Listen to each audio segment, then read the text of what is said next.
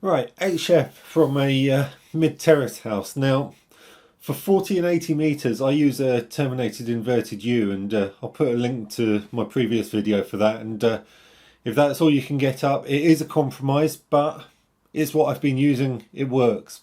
But I've got a golden opportunity here. I think I can do better because up on the roof, on the chimney, I've got a tri-band colinear, does 6 meters, 2 meters, 70 sems. Now, the SWR is starting to creep up on 70 sems, and it's not working as well as it used to on 2 meters.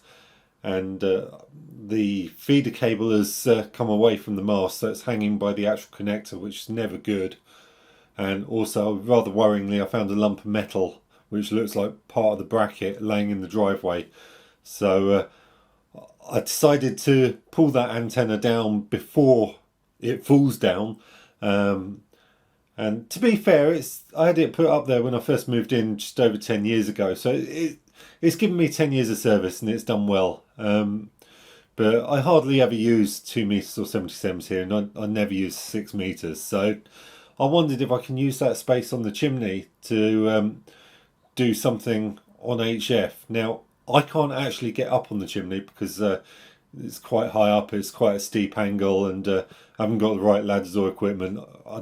I don't fancy it, basically. I'll end up killing myself. So I've actually contracted in a satellite installation company to come out and remove the antenna. And they basically gave me two prices: one to remove it, and the second to replace it. And to put something else up in its place, they only wanted an extra 10-20 quid more. So I've had this slightly mad idea. I'm wondering, and I've taken some measurements and a bit of guesswork mixed in with a bit of trigonometry as well, and I've got my figures down here. I reckon if I start a long wire at the very bottom of the garden by the shed, go up to the chimney and back down across the driveway, I reckon I can get, well, as an estimate, I reckon I've got somewhere between 36 and 39 meters to play with. So I reckon I can get a half wave end fed in for 80 meters. Now, at about 36 to 39 meters, it might be a tiny bit short because for 80 meters, I think it worked out about 40.5 meters I actually need for the half wave. But factoring in a velocity factor of the wire, I might just bring it in that window, even if it's not quite resonant, even if it's just that tiny bit too short. I can put a long wire tuner at the bottom of the garden, either on or in the shed, and tune it that way. So I've got a satellite installation company coming out in a couple of days, and they're going to pull the old tri-band colinear down, and they're going to put another mounting on the top of the roof on the chimney for me. They're going to check the bracket's secure and or replace the bracket as necessary, and then put another mounting on top of the chimney. And they're actually going to run the wire over the house for me, so they're just going to droop it down both sides of the house, then I'll connect up the ends afterwards. So let me take you outside and show you what I'm looking at, and hopefully it'll make a bit more sense. Okay, so let me show you what I've got going on here then. The existing antenna on the chimney is mounted on one of these. You can get these from any radio store. This is just a 1.5 inch aluminium pipe. Now, this is part of an old spider beam mast which I managed to break, so I actually snapped it. So I've sanded off or cut off the bottom there so it's smooth, and I noticed that this will fit quite nicely over the aluminium pipe. So aluminium pipe attaches to the chimney, and I've got a good couple of meters up there, and also this is fiberglass, so it shouldn't interact with the antenna wire. And then all I've done is I've drilled a couple of holes in the top here, put some rope through, and just put some insulators up. So if you imagine that'll be on top of the chimney, wire comes up through that insulator and back down in the driveway. Now, whilst they're up there, I've also put this piece of string in as well, so I'm going to ask them to sling this string over the roof of the house. So I'll tie one off at the front, one off at the back, so just in case that cable ever does snap or I need to change it, I've got a way of hoisting another cable through there without having to get a antenna company through. So that's the idea. We'll give it a couple of days, wait for the antenna company to come out and install this for me and put my wire through, and then we'll connect it up. Right, several days later, they've been out, they've put my support on the chimney for me. Whilst I was waiting for them to come out, I put the feeder cable in, which comes out from the house just next to that alarm there. Cable goes down to the ground and runs along this fence line.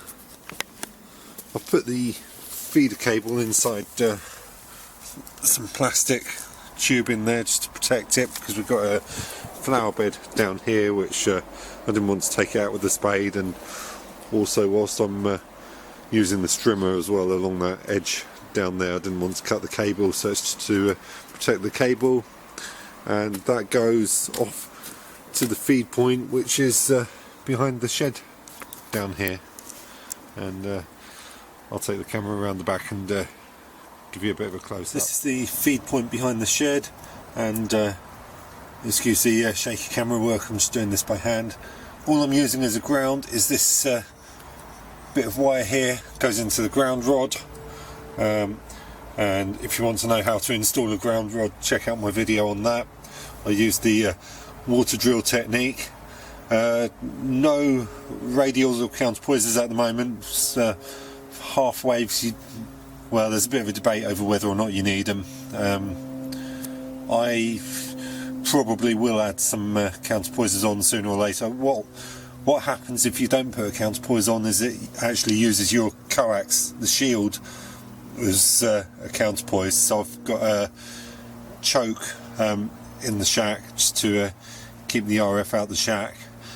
This is a 49:1 transformer. What I might do is I've got an auto tuner, long wire tuner, so I might actually swap that out and put the long wire tuner, maybe attach it up here actually on the shed, but that's another project for another day. And then out of the 49:1 comes my wire, goes all the way up to you've got an insulator up there. There's a nice convenient hook already installed on this brick wall, which is a garage block owned by the council. That was already installed in there, so that's nice and handy. And the wire goes, if you can see that, I don't know how well it comes out on the camera, all the way up to the top of the roof there. You can see the MFJ mag loop up there as well, and the other big black mast is my vertical quarter wave for 40 metres. So it goes up to the top of that chimney and back down the other side, and on the other side I've got another insulator, and it's just tied off to the fence at the bottom of the driveway. So how did we do with this antenna then? Well, it's actually worked very well. It's probably the best antenna I've ever had here for 80 metres anyway. I spent all yesterday afternoon and evening on 80 metres with it, just seeing what it can do. I haven't done the whisper test yet. I've got the whisper test running as I speak. I don't know if you can see it on this laptop behind me. So the results for that aren't in yet, but I'll put that up on the screen once it's done, but when I edit the video. But I had an hour or so on FT8, and I was getting out all over the place, and the signal reports coming back were absolutely excellent. So far I'm really happy. I've got some friends who use JS8 Cool. I've always struggled to get a signal through to them so badly that half the time I might as well just not bother. But yesterday and this morning I was chatting to them on JS8 Cool, and it was working absolutely brilliantly. And with my last antenna, 10 watts would have been an absolute no-no, absolute no chance. But there was a contest on last night. Now, I know contest stations, you're always going to get a 5.9 report, even if you're way down in the noise and they're struggling to work you. But I was hearing them at S9, absolute minimum. And just for fun, I decided to switch onto the QRP rig, onto the old ICOM 703, which maximum 10 watts. And they seem to have absolutely no difficulty hearing me. So I realise this is a bit of an extreme example. Not everyone is going to have the option of running a wire over the roof of their house and back down into the driveway. But if you have the option, and I know I'm lucky, I've got the space out the back and I've got the space out the front. Now, this place isn't huge, but I'm lucky that I've got both the driveway and the back garden, so it makes it feasible. So if you live in a mid-terrace and want to get an absolutely rocking signal on 80, then this is the way to do it. But yeah, you could be unlucky. You could be out in a rural area and still be plagued with noise. You wouldn't, sometimes it's very hard to get away from it. It's just unfortunate. But yeah, full size and 10 meters, vertical on 80 meters. That's really nice. I have previous GTA as well. Back in my old home place, I have played with fairly large stations. Well, you're about 5 and 7 upwards years at the moment, and that's partly attenuated. So I'd had a couple of exploits on there, but I'm just sort of phasing and getting rid of a few. Well, I'm into my local noise, but I do phasing with a little phasing box here on this radio. Good stuff. I'm running a double it, 147 speed double it, that sort of size. Mike 0 Golf Quebec Charlie listening. Mike 0 Golf Quebec Charlie James, good evening. Nice to hear again, James. And nice to hear you on 80 metres for the first time. You're 5.9 plus into the Orkney Islands. Mike 0 Golf Queen Charlie, Golf Mike 8 Oscar Florida, Quebec. Yes, a very good evening to you, Jeff. I've literally just noticed that we have worked before on 40, I believe. Wow, about this time last year, almost a year since we last worked. So it's literally just popped up on my screen. But first time on 80, to be honest.